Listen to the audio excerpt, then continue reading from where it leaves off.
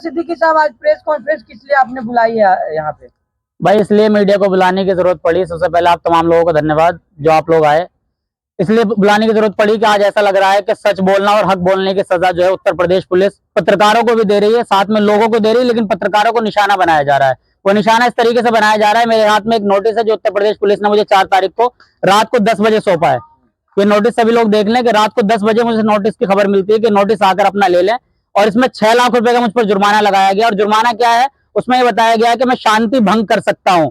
ये बता रही है उत्तर प्रदेश पुलिस। मैंने वहां पर जाके बात करी, उनसे पूछा कि मैं किस चीज में शांति भंग कर सकता हूँ, मेरा कोई क्रिमिनल रिकॉर्ड है, कोई लड़ाई झगड़े का मेरा मुकदमा है, यहाँ तक कि मेरे खिलाफ आज तक 151 का कोई FIR तक दर्ज नहीं हुई है। उसके बाद मुझे 6 लाख रुपए का नोटिस दिया गया है, और मैं कोई ऐसा अकेला व्यक्ति नहीं हूँ। जब मैं कोर्ट पहुंचा हूँ वहां पर मुझे कई व्यक्ति ऐसे मिले, लगभग 20-25 व्यक्ति जिनके खिलाफ जो इस तरह के वहां पर मुकदमा दर्ज किया गया है, और उन लोगों को जो है 6-6 लाख रुपए की नोटिस, किसी को 10 लाख रुपए का नोटिस दिया गया है। मस्जिद के एक इमाम का आज मुझे फोन आया जो नोएडा में रहते हैं, उनको भी 6 लाख रुपए का नोटिस दिया गया है। अब आप सोचिए कि 6 लाख रुपए का नोटिस देने का मतलब यह है कि वो 6 लाख रुपए की जमानती कहां से लाएंगे। जिनके पास नई गाड़ी हो वो उनकी जमानत करा सकता है, या फिर किसी के प्लॉट की जमानत वहां पर लगानी पड़ेगी, या फिर FD से जमानत करानी होगी। आखिर इसमें कसूर क्या है? लेकिन पुलिस से पूछा जा रहा है कि क्या कसूर है हमारा, तो पुलिस ये कह रही है कि आपका कसूर कुछ नहीं है, आप जाकर अपनी जमानत कराइए, आप शांति भंग कर सकते थे, इसलिए पुलिस ने आपको नोटिस भेजा है। तो क्या लग रहा है, आपने गए जमानत करवाने, आप गए थे? मैं पिछले 3 दिन से कोर्ट के चक्कर काट रहा हूँ। आज भी कोर्ट गया था मैं, लेकिन वहां पर जमानत नहीं हो पा रही। कल कुछ लोग हमारे साथ वहां पर पहुंचे, उनकी गाड़ी की वैल्यू कम बता दी।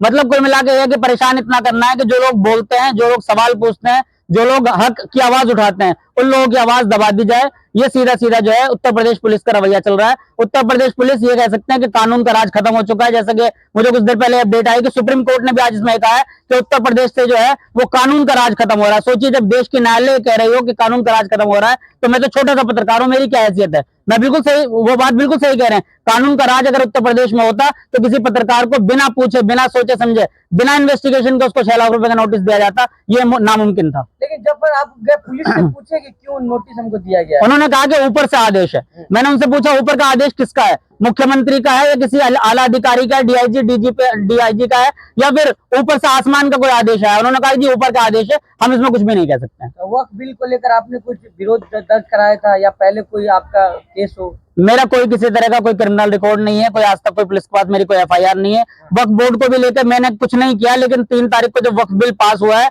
उसके बाद ही तमाम लोगों को नोटिस आया है। आपने शायद सुना, उज़मा परवीन है लखनऊ से, जो CNRC को लीड कर रही थी, उनको 10 लाख रुपए का नोटिस मिला है। मनोहर राणा जो शायर रहे हैं बहुत बड़े, उनकी बेटी सुमैया राणा है, उनको 10 लाख रुपए का नोटिस दिया है। और उत्तर प्रदेश में एक नोटिस का मतलब होता है 2 नोटिस, यानी कि 10 लाख का अगर वो जुर्माने का नोटिस दिया गया तो 20 लाख रुपए का जो है जमानती वहां पर लगाने पड़ेंगे। मुझे 3 लाख का नोटिस दिया गया, मुझे 6 लाख रुपए की जमानती लगाने पड़ेंगे। सवाल यह है कि आज के वक्त में जो लोग ईमानदारी से पत्रकारिता कर रहे हैं, वो लोग 6 लाख रुपए का नोटिस किस तरीके से भर पाएंगे, मुझे मेरे समझ से बाहर है। पुलिस क्या बोल रही है? योगी आदित्यनाथ खुद ही आप लोग को नोटिस भिजवाए हैं क्या? पुलिस का ये कहना है कि ऊपर से आदेश है। अब ऊपर के आदेश में चाहे योगी आदित्यनाथ हो चाहे उनके आला अधिकारी हो, लेकिन मैंने इसके लिए मन बना लिया है। कल मैं पहले वहां पर जो गौतम बुद्ध नगरी कोर्ट है उसमें पहले मैं जाकर कल कमिश्नर से मिल रहा हूँ। उसके बाद मैं इलाहाबाद हाई कोर्ट जाऊंगा, जरूरत पड़ेगी तो मैं सुप्रीम कोर्ट का दरवाजा खटखटाऊंगा, लेकिन मैं खामोश नहीं बैठूंगा। इस वजह से कि मैं पत्रकारों में इन तमाम जगह जा सकता हूं आसानी से, लेकिन बहुत सारी फैमिली के लोग ऐसे हैं जो मुझे उस दिन कोर्ट में मिले, जो कबाड़े का काम करते हैं सड़क के किनारे। कबाड़े का काम करने वाला आदमी कहां से 6 लाख रुपए का नोटिस भरेगा? उनसे मैंने पूछा आपका क्या कसूर है, आप कोई एक्टिविटी करते हैं, आप किस तरह कोई प्रदर्शन करते हैं? उन्होंने कहा भाई साहब हम तो अपनी दुकान पे कबाड़ी तोड़ रहे थे और हमारे पास पुलिस वाला है, हमसे हमारा और हमारे बाप का नाम पूछा, उसके बाद अगले दिन नोटिस भेज दिया। अब आप सोचिए कि उन फैमिली की लड़ाई कौन लड़ेगा? एक पत्रकार होने के नाते मैं तो सुप्रीम कोर्ट और इलाहाबाद हाई कोर्ट का दरवाजा खटखटा सकता हूँ, उन लोगों की आवाज कौन उठाएगा जो लोग कबाड़े का काम करते हैं? क्या वजह लग रही है? मुस्लिम होने की वजह से? बिल्कुल, मुस्लिम होने की वजह से टारगेट किया जा रहा है। जो कहते हैं ना योगी आदित्यनाथ के अब्दुल की चोरी टाइट की जा रही है, वो अब्दुल की चोरी टाइट कर रहे हैं। लेकिन अगर पत्रकारों को निशान बनाना है तो हक बोलने वाले तो बहुत सारे पत्रकार है। हक बोलने वाला काम तो रवीश कुमार भी कर रहे हैं। रवीश कुमार को भेजिए आप नोटिस, भेजिए अजीत अंजुम को नोटिस, पता चल जाएगा आपको आपकी औकात का। लेकिन भैया कि छोटा पत्रकार जो सच्चाई से अपने वक्त का काम कर रहा है, उन लोगों को डराने और धमकाने का काम कर रहे हैं कि तमाम लोग खामोश बैठ जाए। मुस्लिम पत्रकारों को जानबूझ के भेजा जा रहा है। बिल्कुल बिल्कुल। मोहित शर्मा जी भी हैं यहाँ पे। मोहित जी, क्या आप नोटिस भी लिया? आप वकील भी हैं। देखिए, अभी ये जो हमारे जो साथी हैं, जो पत्रकार हैं, जफर भाई, इनको नोटिस थमाया है। एक बात मैं आपको बताता हूँ, जमानत तो खैर हम इनकी कोर्ट से करा लेंगे, आज नहीं तो कल जमानत हम इनकी करा लेंगे, लेकिन इनको नोटिस देने वाले पुलिस अधिकारी भी इस बात को अपने जहन में डाल लें कि डिफॉर्मेशन की तैयारी वो भी रखें।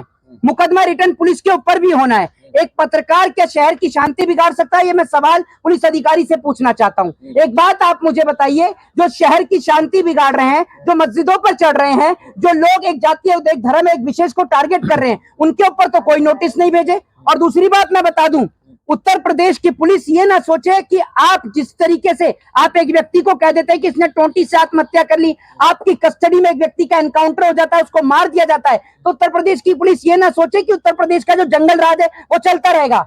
उत्तर प्रदेश पुलिस को दिल्ली की सुप्रीम कोर्ट में लेके आया जाएगा और दिल्ली की सुप्रीम कोर्ट में सर्वोच्च न्यायालय में उनको जवाब देना पड़ेगा। इस देश का कानून के ऊपर पूरे देश के लोगों को भरोसा है। और ये बात मैं आपको बता दूं कि माननीय जिनका नाम है कृष्ण कुमार जी, ये भी तैयार रहे, जो उन्होंने नोटिस भेजा है ना, तो ये भी रिटर्न नोटिस के लिए तैयार रहे। क्रॉस एफआईआर होगी और प्लस इनके ऊपर भी डिफार्मेशन का हम मुकदमा करेंगे। जिस दिन हम बरी होंगे तो इनके ऊपर भी डिफार्मेशन करेंगे और हम देखेंगे कि शासन और प्रशासन कौन इनका साथ देता है। मोहित शर्मा, आप खुद एडवोकेट है, कहा जा रहा है कि कुछ अनहोनी ना हो जाए, वक्त बिल पास हुआ है, इस वजह से सब लोगों को नोटिस भेजा। अरे तो भैया, अब अनहोनी ना हो जाए तो पत्रकार तो ये अंजनाम कश्यप भी है, अमीश देवगन भी है, सुधीर चौधरी भी है और कुछ शराब पी के घुसने वाले भी हैं। इनको नोटिस क्यों नहीं भेजते?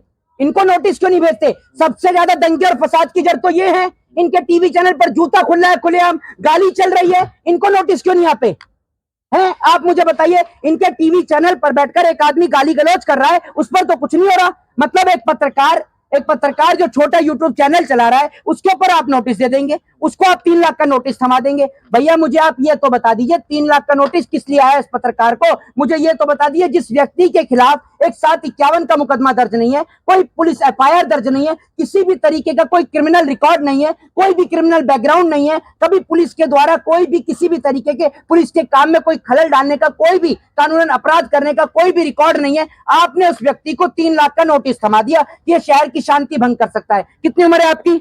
27 साल। जिस व्यक्ति की उम्र 27 साल की उम्र में कोई पुलिस रिकॉर्ड नहीं है, कभी पुलिस के काम में कोई दखल नहीं दी, 14 से लेकर 25 तक मोदी की सरकार है, तब तो कोई उसने शांति नहीं बिगाड़ी, अब अचानक शांति बिगाड़ देगा। असल में कोई शांति नहीं बिगाड़ सकता। इस नोटिस के जरिए लोगों की आवाज को दबाने का प्रयास किया जाता है। ऐसे 3600 नोटिस मैंने देखे हैं और ऐसे बहुत नोटिस हमें भी आए थे जब हम सरकार के खिलाफ शुरुआत में बोलना शुरू किया था। जब सरकार को दिखा कि इनको कोई फर्क नहीं पड़ता, ऐसे नोटिसों से सिर्फ कोर्ट की तारीखें चलती रहती हैं, कोर्ट का समय जाहिर होता है और कुछ नहीं होता। बहरहाल हम इस लड़ाई को लड़ेंगे और हमें पूरा यकीन है इस देश के सर्वोच्च न्यायालय पे, इस देश की अदालत को, और हमारे भाई जो जफर हैं, हम इनको इस लड़ाई में पूर्णतः विजय दिलाएंगे। क्या वजह लग रहा है मोहित शर्मा, क्यों जफर सिद्दीकी के ऊपर नोटिस भेजा गया? भाई इनके जैसे कई और लोगों पे भेजा गया, सिर्फ उन्हीं लोगों पे जो सरकार के खिलाफ आवाज उठाते हैं, ठीक है, सिर्फ उनके खिलाफ। जो लोग सरकार की गुलामी कर रहे हैं, जो लोग या तो ये जफर भाई सरकार के पक्ष में दिखाना शुरू कर दें, मोदी और योगी के पक्ष में दिखाना शुरू कर दें, कहने का मतलब गोदी मीडिया की पत्रकारिता शुरू कर दें, तो इस नोटिस की वैल्यू फिर कोई नहीं होगी, 0 हो जाएगी, आप ये समझ लीजिए। लेकिन अगर ये सरकार की खिलाफत कर रहे हैं अपनी पत्रकारिता का मतलब क्या है? डेमोक्रेसी का 4th पिलर है, देश के लोकतंत्र का 4था स्तंभ है। पत्रकारिता का मतलब यह है कि अगर किसी के साथ कहीं भी गलत हो रहा है,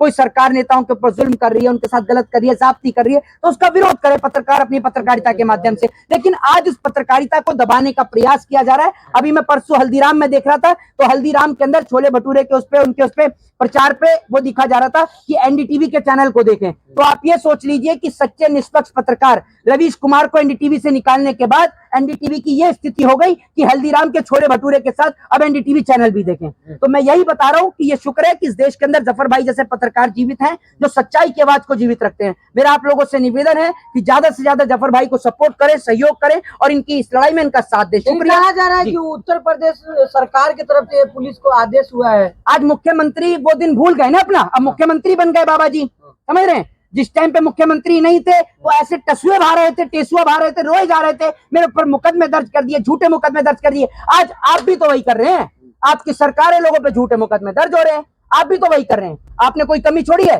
तो एक बात आप मुझे बताइए, जो आप लोगों के साथ कर रहे हैं और आपके ऊपर तो कानून, आपका तो बैकग्राउंड भी है, आपराधिक बैकग्राउंड, तो आप क्या कर रहे हैं? फिर आप अपने टाइम पे कैसे कहते थे कि मेरे ऊपर झूठे मुकदमे हुए? बहरहाल शुक्रिया। जय हिंद, जय भारत, वंदे मातरम।